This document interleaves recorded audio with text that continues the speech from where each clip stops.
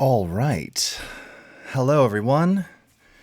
How is it going? Very nice to see you today. Good morning, good afternoon, good evening, wherever you are in the world. My name is Jason Levine. Welcome back to the Video and Audio Masterclass here on Adobe Live. And today we are once again continuing where we left off last week with an intro to editing in Premiere Pro. Now, last week we covered a lot of the basics for setting up your project, importing footage, using some of the various views to scrub through your content, make selections, and then basically start creating a timeline that you could play back. And along the way, we talked about some additional tips and tricks for just better playback performance and just different ways that you can kind of optimize the experience so that you really have the best live experience when working inside of Premiere for the first time. So today, we're going to continue on that same theme and specifically talk a little bit about some of the basics around audio. So working with video clips that have audio, the differences between the audio track mixer and the audio clip mixer and applying effects and things like that. We're also going to cover some very basic effects use, including the Lumetri color panel for color. Now, again, the first two episodes of this masterclass were all about getting started with color. So if you want more deep dive information there, you can watch the replays. So we're going to get a little bit on color and then a couple of the more common effects that you'll probably want to go to, especially as a new editor in Premiere. Things like using transitions, right? Cross dissolves or film style dissolves, or if you want to get 90s, we have all of those still in there as well. And then someone mentioned last week on the stream, well, what about stabilization? Most people today, especially if you're not a pro videographer, you shoot with your phone, you shoot with a small camera, so you have a lot of handheld shake. Well, we have something called the warp stabilizer, which will take care of that for you. So as always, of course, we've got our live interactive chat. And what makes this particular stream a little bit more unique is that I'm actually answering the chat as I go. So just a couple of quick shout outs here before we get started.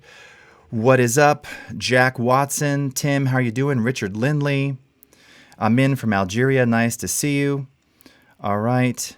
Nima, hey, we've got actually After Effects coming up later today at 2 p.m. Pacific time.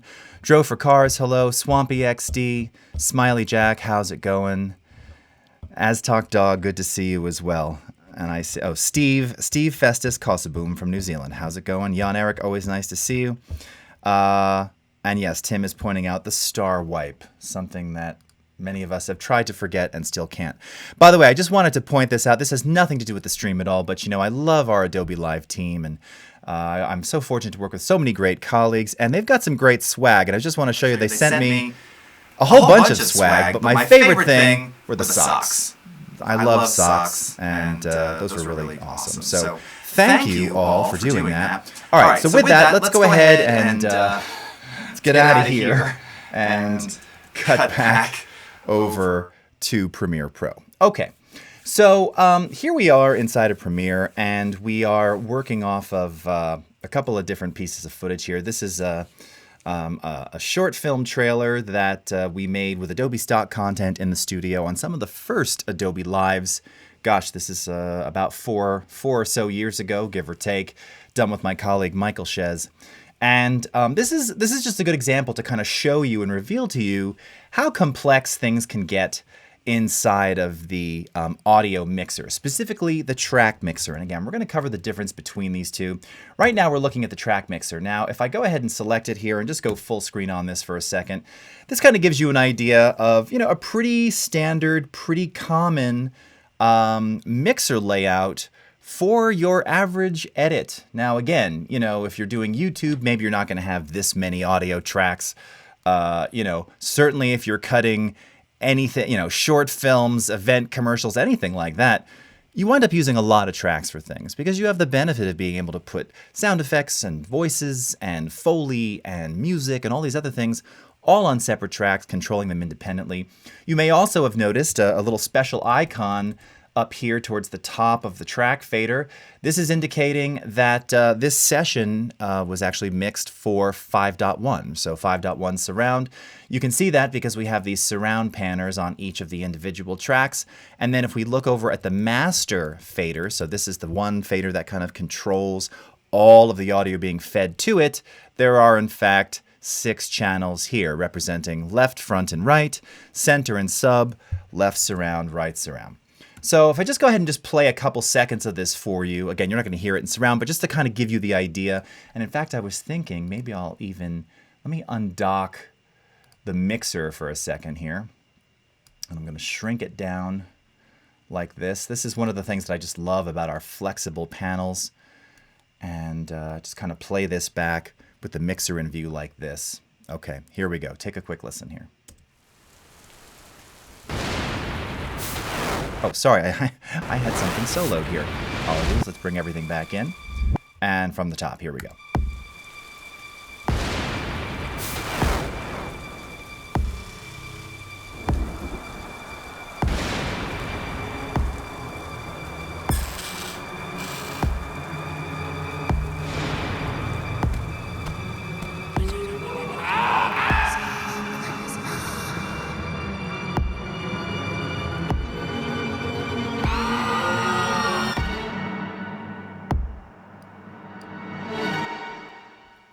Okay.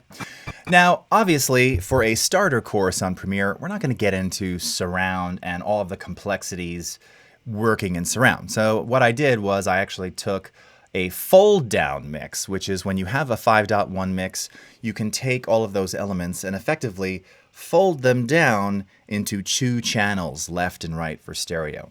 So this is a stereo version of that same thing. And if you take a look inside of the track mixer here, what you'll see is that I've got a stereo mix of any and all voices. So there's not a lot of voices here. You heard there's some screams and a couple of things, and there's Michael and me saying something is happening. But outside of that, they're all contained on their own stereo track. Then I have another stereo track which contains all of the Foley. Foley is all of the sounds that you're replacing. So the running, the stomping, the squeak, what was that? The fly sound, which was actually a combination of me using like letting the air out of a balloon and some other things. All of those sort of sound effects, they're all contained here in stereo. And then a stereo track for all of the music, okay? Now, again, when you're working in Premiere, the nice thing is that you basically have unlimited tracks. So you can add as many as you need. This is a very basic session here. We've got 4 basic audio tracks, and from the looks of it, about 4 video tracks, okay?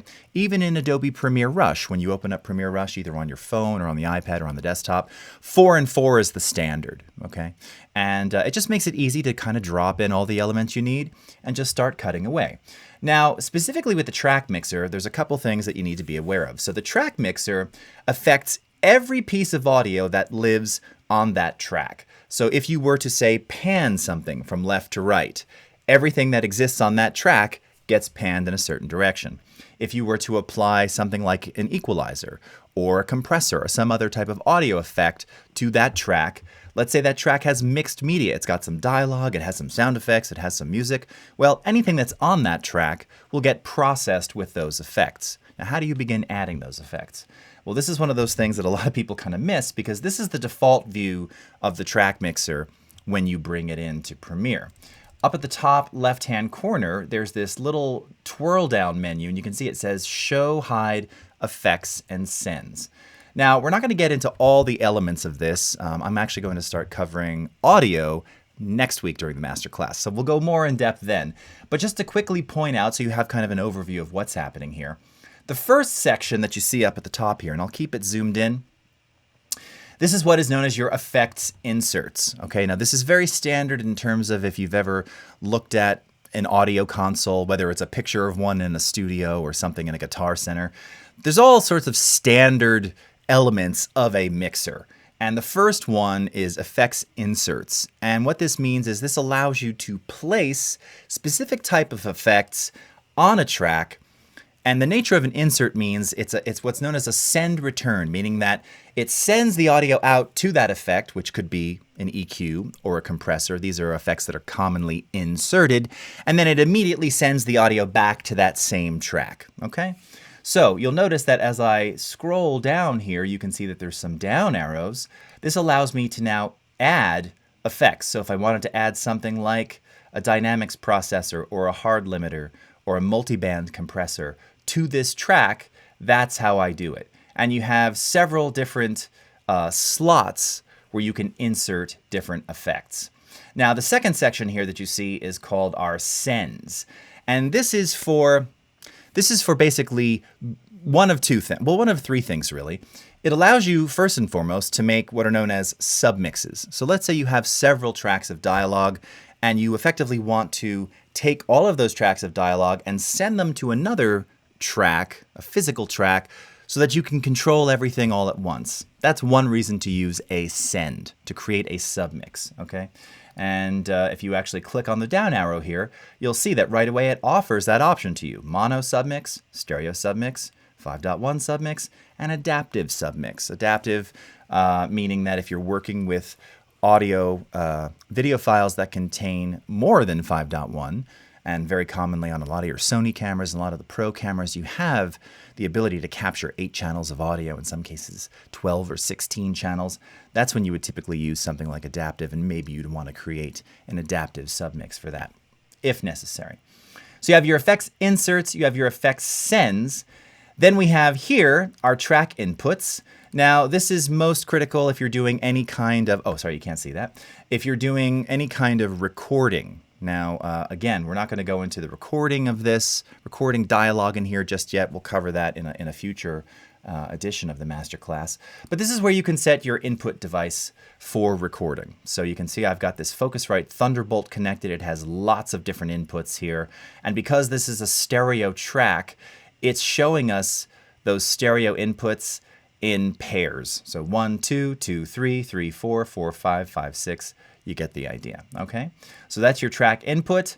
Then you have your track output assignment, because one of the things that you'll be able to do when you create submixes is you can actually send the track output to a submix. You can have multiple submixes. You can send things and route things in lots of different ways. This can get very complex. You don't have to touch any of this. I'm just explaining so that you kind of understand what's going on here, all right?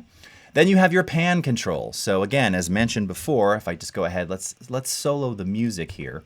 We'll work on the music track. For those of you unfamiliar with panning, we are broadcasting in stereo here. So if you're listening, if I play back the music, you can see on the meter, it should now be all the way on the left. And go ahead and pan it over here. You should now hear it on the right. Okay? I don't know why I'm not actually seeing those. Doing that. Oh, there we go. Okay. It was just delayed on my stream here. Okay. All right. So, pan controls. Really standard, really simple, really easy.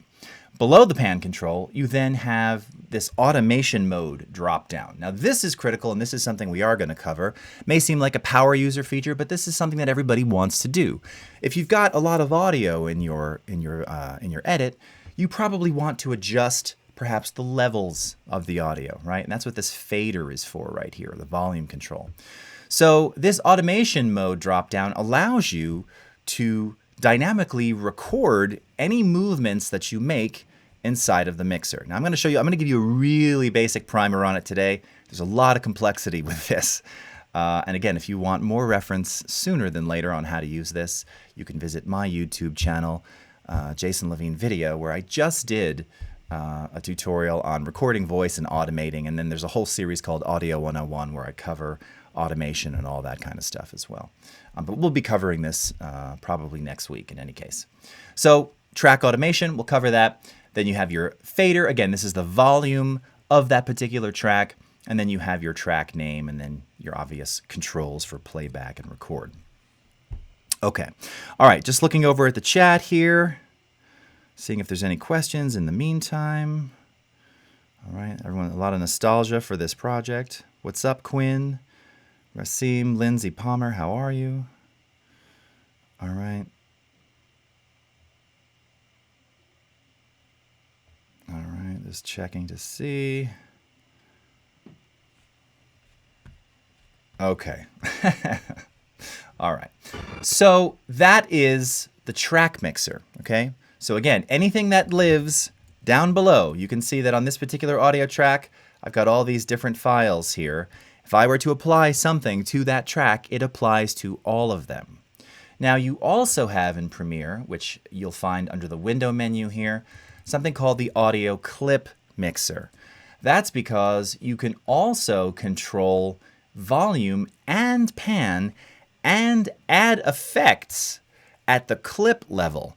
meaning that let's say you wanted to add something like a reverb, something to add a little space or decay or ambience to a clip.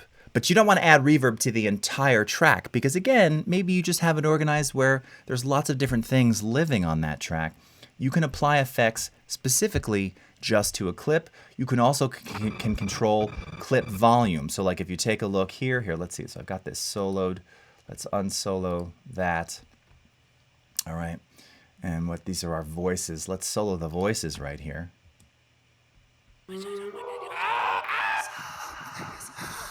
All right. So just this clip, the very clip that we're hovering over here, if I wanted this clip to be quieter, now again, this might seem deceptive because you're like, but wait, I see tracks. Well, yes, the clips are contained on tracks, but each clip has its own little volume slider here. So you have independent control over them. Now, I'll be completely honest with you. I never use this clip mixer. And really the reason for that is because I like to keep things separated. I like to be able to see when things are moving around, when volume levels are changing. So I'll use more tracks if I have to so that I can have the track mixer so I can see everything kind of up front and all at once. Now, if I'm doing like a really quick edit where I just need to combine things and I'm not so worried about organization, I may still use the clip mixer in the sense that I might use effects applied at the clip level, but I never really have to come in here. I'm still basically controlling things. It's a really good practice to keep like dialogue together. You know, even if you've got mixed dialogue. Again, I'd recommend if you've got, you know, speaker 1, speaker 2, speaker 3, ultimately, ideally, all of their audio should be on separate tracks. It just gives you more flexibility. But if you want to put all the audio on one track that's dialogue, that's fine, but keep it consistent, all right? Put dialogue all on one track, put sound effects on 1 or 2 tracks, put music on 1 or 2 tracks, all right? So in terms of applying effects, now remember with the track mixer, if I wanted to apply a reverb to these voices, now this is going to apply to everything, right? But I could do it right here by going to something like Studio Reverb, adding that, and if I double click on the effect, it has now applied this reverb to this whole track. So anything that goes on this track is going to have reverb. So let's just take a quick listen to this for a second. Hold on, I'm going to turn off my mute here. Let's make it really big.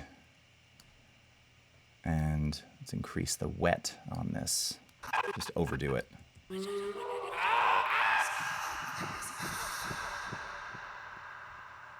right, you can hear some screaming. All right, so there's a lot of decay.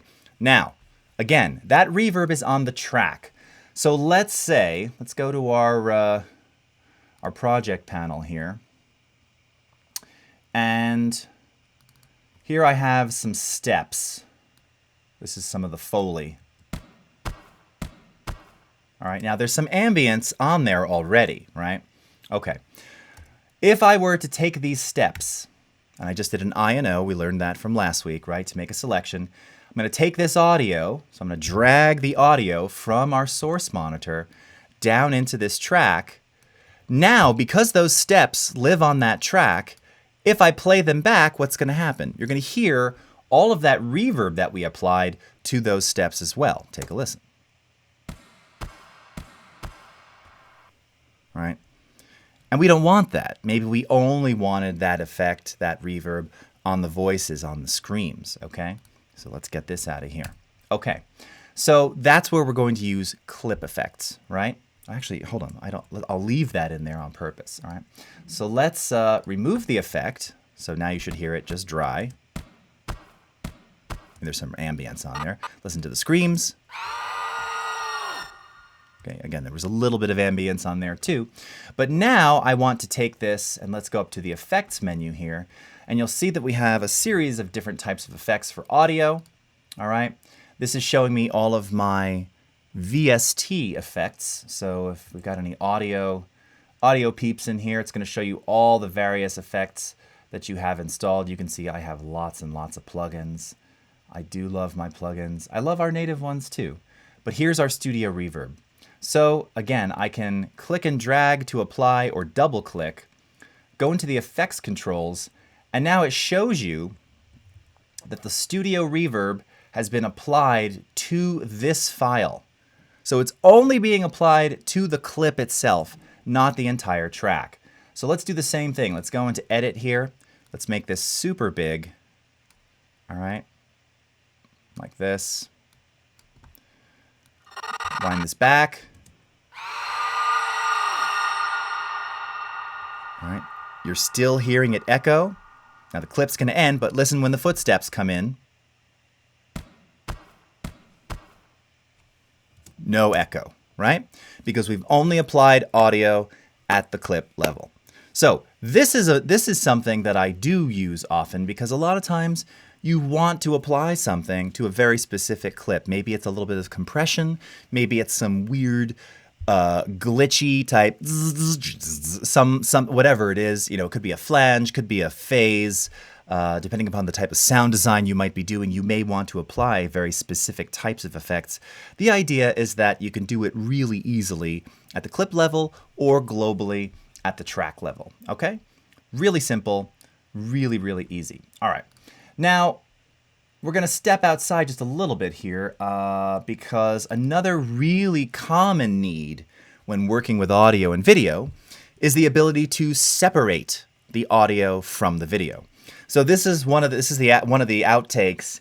You can see we shot Michael on the green screen in the Adobe studios here where he's saying something's happening. Okay. Now, I don't know that I necessarily need to remove the audio from this, but we wound up doing some ADR, which is dialogue replacement, where we synced it up. We synced up the new audio against the old audio.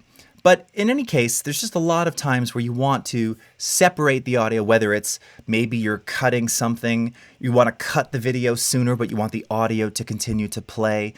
This is known as an L cut. There's a lot of reasons why you might want to separate the elements of audio and video together. So to do that, it's as simple as right-click or control-click.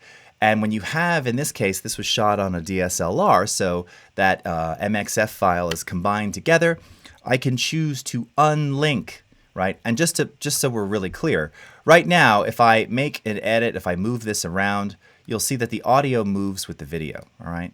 So let's say I wanted to cut to another piece of video. Well, I can't do that because I'm going to be cutting away the audio. Now, I could just overlay video over top of it.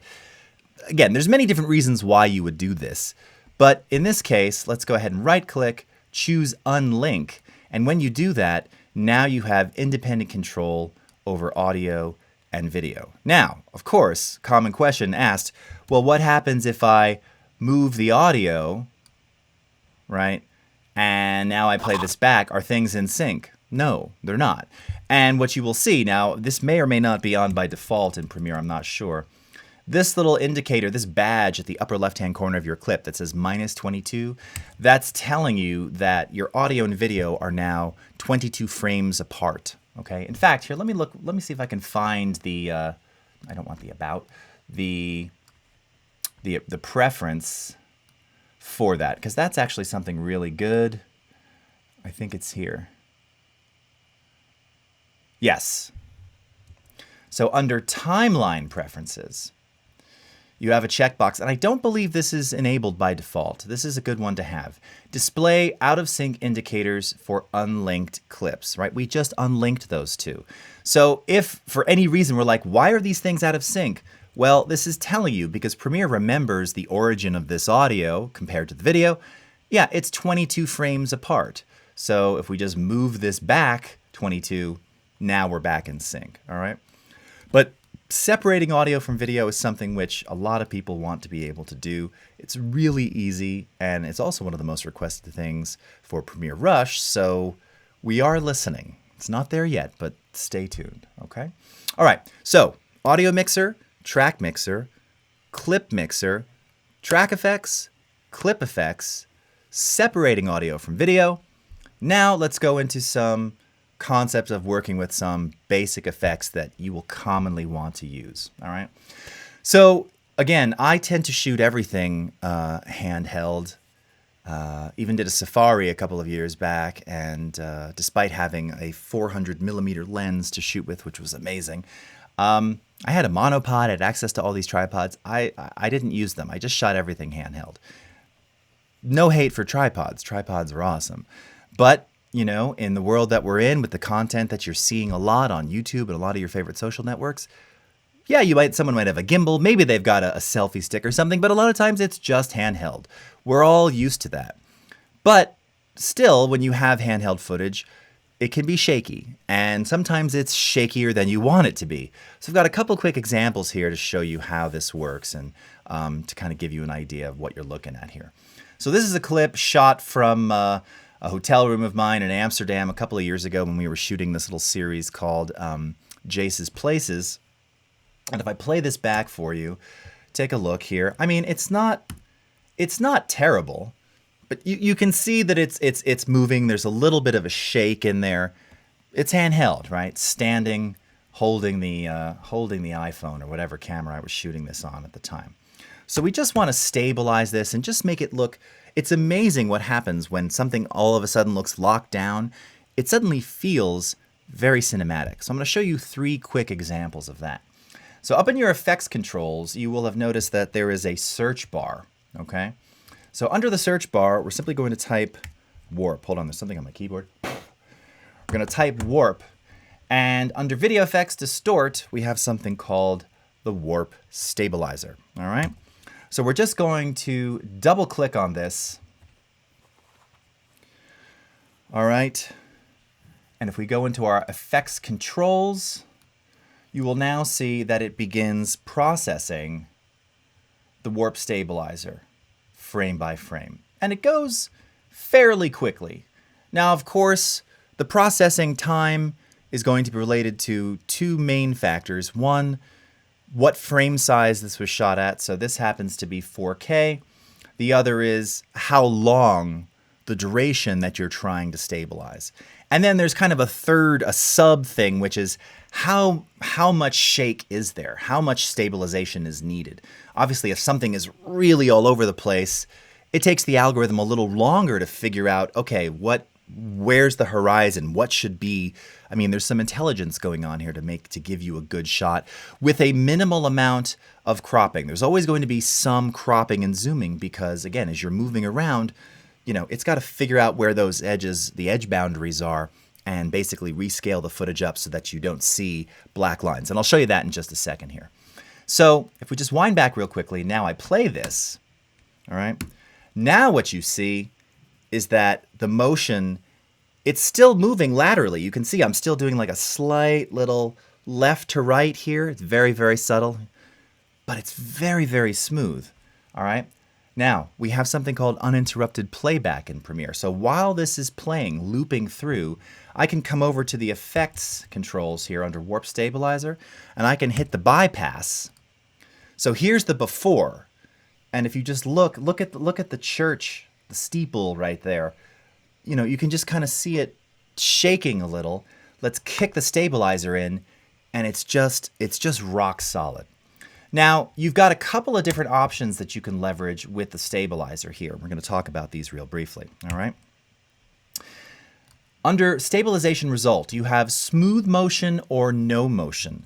Now, most of the time I'll find that smooth motion, especially if, again, it's not super erratic, if you want to still keep it looking a bit more fluid and, just not necessarily like it was on a dolly, but somewhat dollied, but again, just smooth.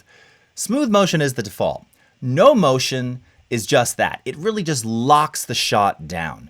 And there's different times where you'd want to use this. Now, if we play this one back, you'll see it just changed the method there. Yeah, so what happens is it analyzes sort of front and center what you want to see. And notice now my pan that I was doing is gone. So we've just locked this shot down. So now it actually looks like it was on a standing tripod.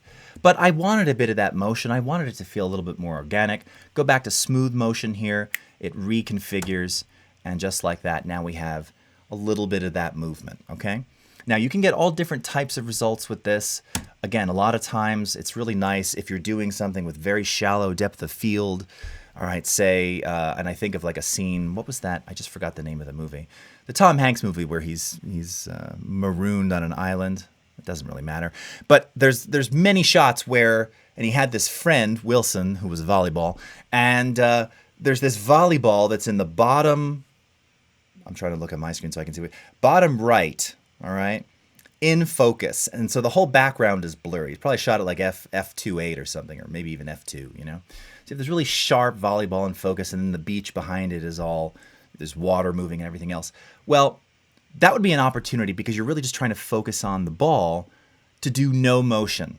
So that way it locks down on that foreground subject and you just kind of see everything else moving, but that foreground subject stays in frame, in focus, and there's no movement.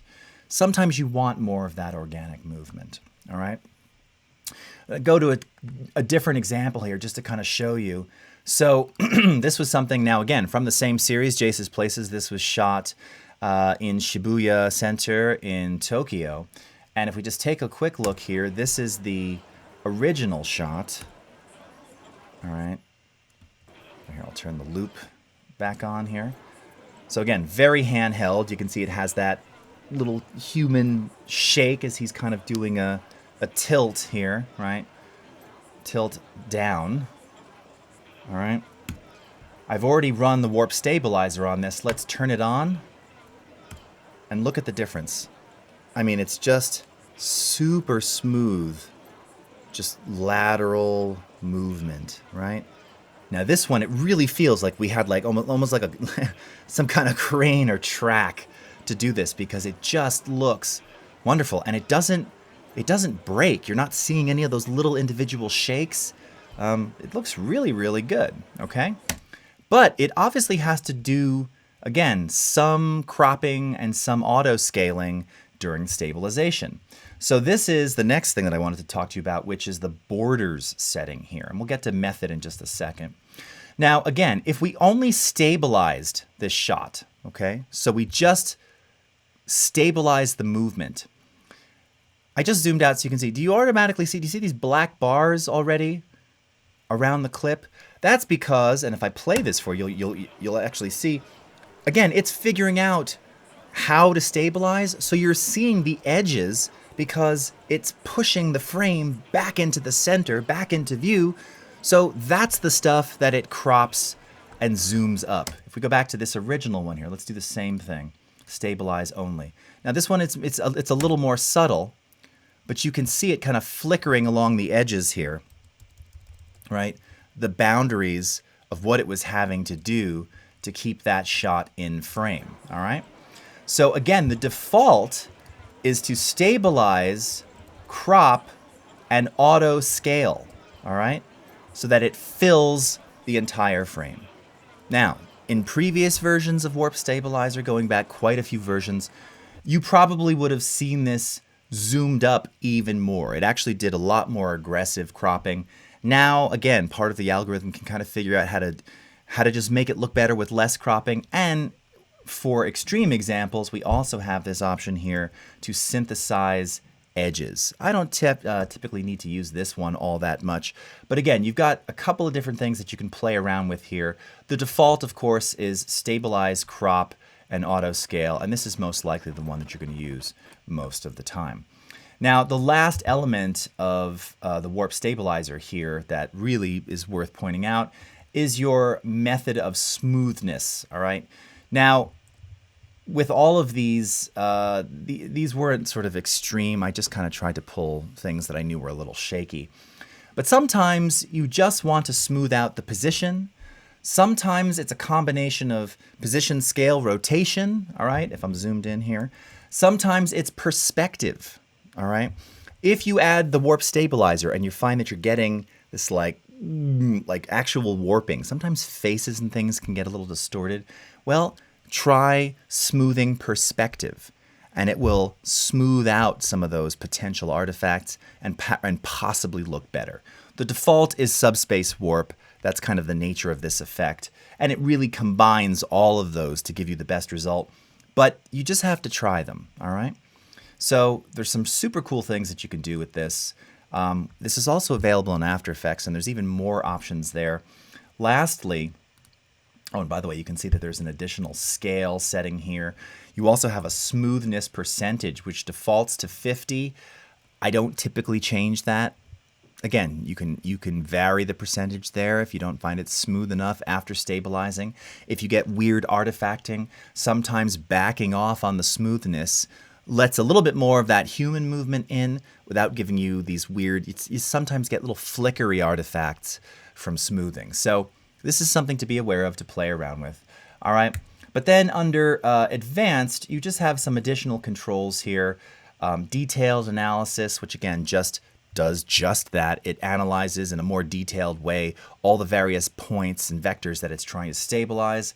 Rolling shutter ripple, this was something that we added when this came out because this was an artifact of lateral movement when shooting with DSLR cameras back in the day. I think most of them now actually have like a rolling shutter filter built in.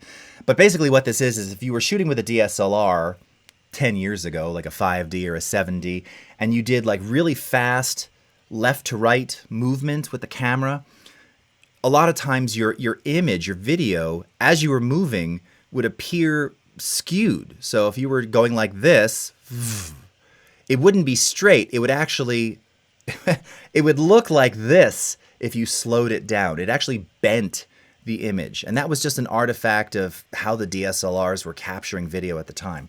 So we introduced this rolling shutter ripple. It's on by default. Again, it doesn't hurt to have it enabled for really extreme cases. That's why we have the enhanced reduction. You're never really going to have to play around with this. And some of these other things here, again, this is a bit more advanced. When you go into After Effects, that's where you can do even more with this and kind of control specifically what region and cropping is happening on your shot just to get the best stabilized clip. All right? Okay. Oh, thank you very much, Julia. That's very nice of you. And Margaret, thank you. And Tim. Hugh O'Connor, Castaway, thank you. Yes, oh God.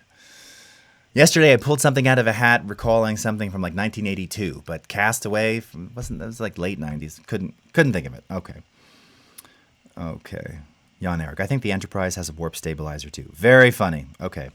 Oh, Jan Eric had a question about audio on clips. Yeah, so when you apply audio effects at the clip level, as we did here, what you may have noticed was that when it got to the end of the clip, the audio cuts off. That's because it's applying an effect to the clip. So when the clip ends, there is unfortunately no tail for the audio. So how do you combat that? Well, one thing, this is what track effects do, so they'll allow the effect to continue beyond the clip, because remember, it's applying that to whatever is on the track, so it just continues to reverberate. The other thing you can do is you can just add silence if you're wanting to do something like that. Again, this is only really going to be an issue if you're using reverb or decay-based effects, delays. If you're applying compression, EQ, even flange or phase, you're not going to run into this. It's really more about reverb and ambience. So one way to fix that would be if you right-click and go into Audition on the clip itself, and here I can just do this real quickly.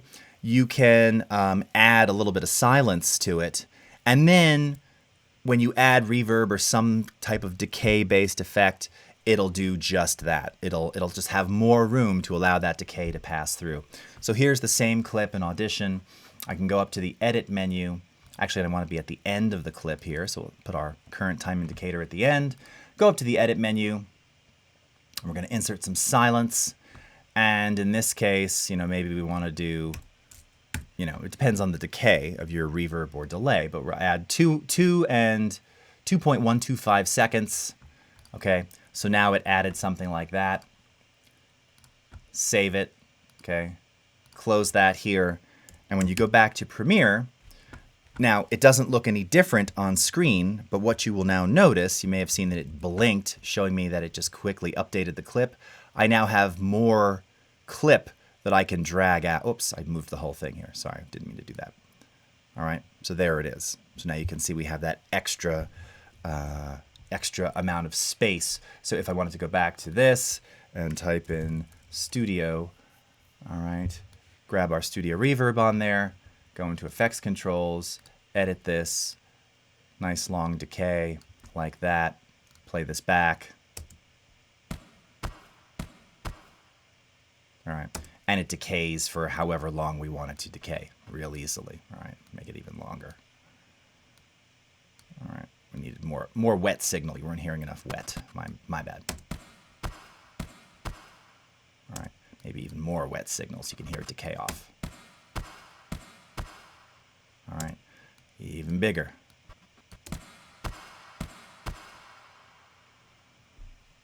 Okay, all right. Cool, good question, Jan Eric. Thank you very much.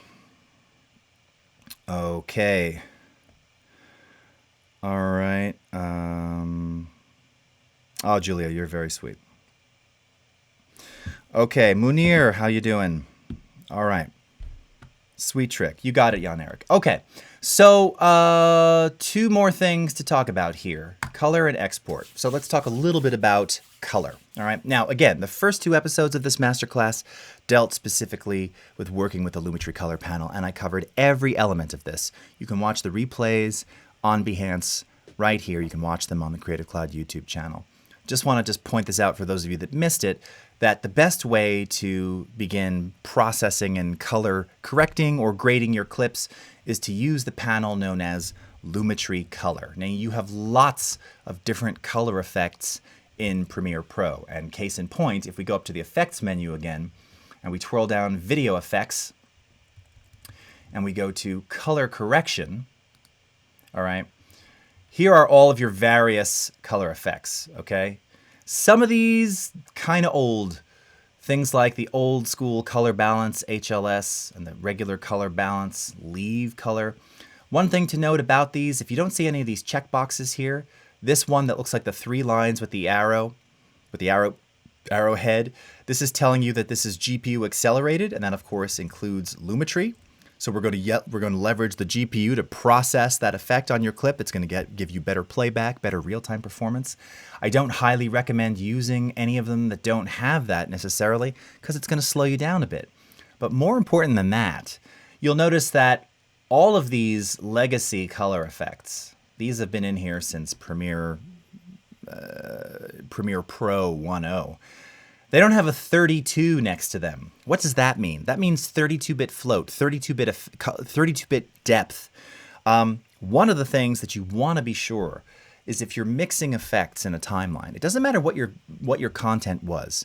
Now, again, this is a little more advanced, but if you're shooting stuff on your iPhone or an Android device or a commercial camera, or even many of your mirrorless and DSLRs, they're creating what is known as 8-bit footage. The best way to explain this is most of you do photography, right? So 8-bit would be the equivalent of shooting at JPEG. 32-bit, and really it's greater than 8-bit. So like there's a lot of, you'll see 10-bit files, 12-bit, 14-bit, 16-bit. That's raw. That's just an analogy. That's just the way to think about it. So 8-bit is like JPEG. Greater than 8-bit, in this case 32, is like raw, meaning that you have just more latitude and more space and more room with better quality and less degradation to work on your stuff. Lumetri is a 32-bit effect, meaning that you're getting the best looking color, the best looking quality on whatever footage you throw at it. Now, if you were to mix multiple color effects on a clip that weren't 32-bit, it's basically going to dumb down all the stuff that you're doing so that you're effectively working in 8-bit. So when you export it, which we'll show in a couple of minutes, it's not going to look as good. So you really want to maintain 32-bit color, 32-bit effects for your entire chain. Now look, there's a lot of popular effects out there that are not 32-bit. That's a choice you're going to have to make. Export, take a look, see if it bothers you. All right. Now, can you mix, like there's a lot of third-party effects that are 16-bit color, right? You see these in After Effects a lot. 16 and 32? Absolutely. Okay, absolutely. You're still getting that greater bit depth, more latitude for grading and correction. You're not gonna visually lose anything here. It's really when they're 8-bit that makes the huge difference, okay? But again, this is just revealing to you all the various color effects. You can always access Lumetri Color from the window menu here. We also have the color workspace, all right, which already has this panel docked and open just as you see. And just real quickly, again, I covered this in the previous stream. You've got lots of different things that you can do in here. Real simply, the first tab or the first module inside of Lumetri is Basic Correction. And this is the Lightroom Develop module, okay? So you've got temperature. You can see it's just affecting real time right there. All right. And your tint. Okay. By the way, if you double click on these nodes, it goes back to 0. Your exposure, which really simulates camera exposure. So it's not just gain on and off. It's really, really very specific and very effective. By the way, this was also shot. This is from that same shoot in Shibuya in Tokyo. Contrast, all right. Highlights, shadows, whites, black level, HDR specular if you're working with HDR, and then your saturation, okay? We can zoom back out here. You've got your effects bypass right up here, so you can look at the before and the after real quickly. And look, just with a couple of quick tweaks, when you're shooting with DSLR and mirrorless and all pro cameras, there's this concept of shooting flat, right? So this is kind of the flat look. We've added a little bit of color to it. That's all just using the basic corrections. And then you have the creative section here, which allows you to apply LUTs.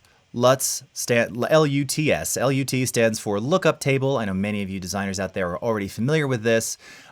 Here we have dozens and dozens of preset LUTs. For those of you who will never use the term LUT, these are presets, all right? Think of it like your Instagram filters. That's what this is. So you can choose a LUT just by clicking on it. And by the way, you can see I can scroll through various LUTs by clicking on the left and right arrows here. So we can audition different looks. Oh, that one looks kind of cool, all right?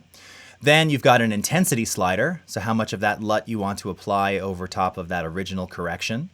Then you've got some adjustments like faded film, gives it kind of a lower contrast, film-like aesthetic, sharpening, a little bit of vibrance, okay, additional saturation, shadow and highlight tints and tint balance.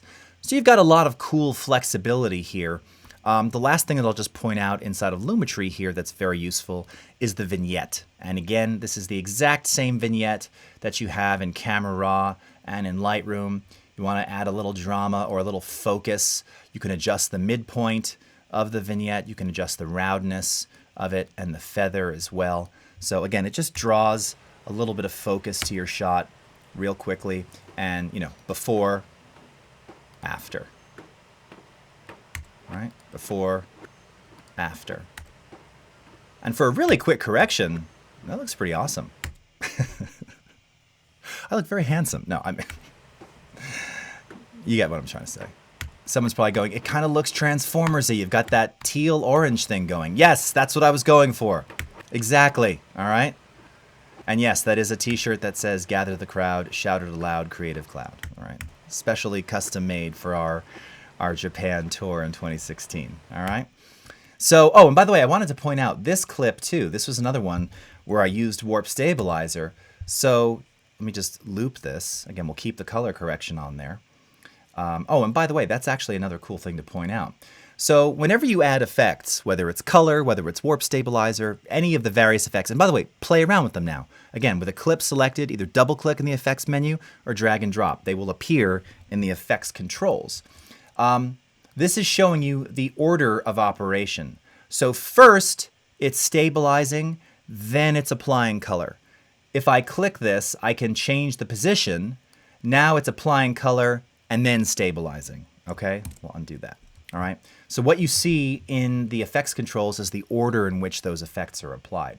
But this is what I wanted to show you. This is already stabilized. Here's the pre-stabilized version. All right. And this one, it's pretty shaky. I mean, it really has that handheld this happening, right? Let's turn the stabilizer on. And it's just beautiful and smooth. Let's see stabilize only. So look at the edges here. This one you're really getting a sense. Here, let me get my camera out of the way. You're really getting a sense of how much this is having to crop and reframe. Look at the black bars around the right side and the left side here, all right? So pretty slick. Turn this back to crop and auto scale, and it just looks awesome, all right? Pretty cool, right? Common stuff that you're going to use all the time. Okay, back to some questions here. Let's take a quick look. All right. Greetings, Diego. Yana's a LUT nut. Good one there. Margaret, all right, definitely. I would recommend watching parts 1 and 2. It's literally every module of Lumetri, and you'll feel pretty good once you go through it. And thank you, Julia. Yeah, actually, I like this grade. I may need to save it in case I ever finish. Oh, and by the way, you can see right there at the end. Do you see how it's kind of stretching the logo right there? Now, this doesn't matter because I'm off screen and we'd probably transition to something else. But actually, that's perfect. That's going to allow me to talk about the next thing here before we go into export, which is transitions and transition effects. Okay, let me grab this clip and we'll drag this down over here. All right. Now, we're going to move between these two. And let's say I want this to kind of crossfade right about here, right? So you're going to see me walking off screen, but the fade between the two clips is actually going to happen starting right about there. So again, this was in last week's episode, Basics for Editing, right? I've got my Move tool selected, shortcut key V, standard across all Adobe apps. I'm going to hold down the Command key or Control on Windows, and I'm going to do a ripple trim. I'm going to drag the edge of my walking down the steps to the left. It automatically shuttles the other clip closer. So now, if this were a straight cut, this is what it looks like, all right? Like that, okay? Now, before I go there, something else we showed last week. I'm going to right-click here. I'm going to copy the Lumetri color and warp stabilizer that's been applied on this. Now I can paste all of those. I'm going to paste the attributes. In this case, yeah, I guess we can do warp and Lumetri. I want the warp stabilizer on there anyway. Let's go ahead and click OK on that. And again, what it's going to have to do now is it needs to analyze. So we'll go ahead and analyze this and let it do its thing. You can see it's moving through it pretty quickly. But that's a really cool technique, right? The ability to copy and paste all the effects that you've used, right? Same shot, same time of day, same everything. Now it's got the same look as well. But I don't like that. I don't like that hard cut. I want it to be a bit of a transition. So again, a little technique there is that there's no lead in. This clip of Shibuya Center starts right there. So we want to move that up a few frames so that it can crossfade between the two. All right. Otherwise, you're just not going to have a lot of fade in motion happening. So same thing. I'm going to take my cursor here. It's red down below. All right. I'm going to hold Control or Command on the Mac, and let's go in this many frames about there. Okay. So it appears that this is starting a little bit later. And now we're going to go over to Effects, and under Video Transitions, go into Dissolve. And I'm going to use, you'll see there's all different types of dissolves in here. Let's use our standard cross dissolve, and I'm just going to drag it over top of these two clips right here. Now, when you zoom in, you'll see that you have the ability to elongate or shorten the dissolve. Again, that's going to determine, that'll be determined how long you can make that dissolve by how much leftover footage you have at the edit point, right? So I can only go this much, all right? If we want more, shorten the end of the last one, shorten the beginning of the next clip. Also, you can do asymmetrical, hold on, is it Shift? Yeah, you can do asymmetrical adjustments to dissolve by holding down Shift and Command or Shift and Control. So again, here I'm giving more fade out time, less fade in time, okay? So you got a lot of flexibility there. Now if we wind this back and play it, all right, there's your dissolve. Standard technique for video, all right? Good friend of mine used to say, if you can't resolve it, dissolve it, all right? You don't see a lot of dissolves so much on YouTube, but it's still something that people use, and it's just the way it is. All right, last thing, we're going to select our comp here, and we're going to go into File, Export, Media. Now again, I could spend a whole day talking about export. For most of you, when you're exporting to your favorite social networks, you're going to want to come under Format here and choose H.264. And then under Preset, we have dozens and dozens of presets for you for many of your favorite social destinations. If you want to go to YouTube, choose one of the YouTube presets and be done with it. It's that simple. You can see they go all the way up to 4K. Similarly for Vimeo, for VR, for Twitter, for your standard mobile device, for Facebook, and even for Adobe Stock at 4K. And then you have our standard, which is just match source at high bit rate. So you can choose the preset that you want H.264 for your format. And again, you'll be able to deliver that and share that on any social network or in Dropbox or in Creative Cloud or wherever you like to work. All right?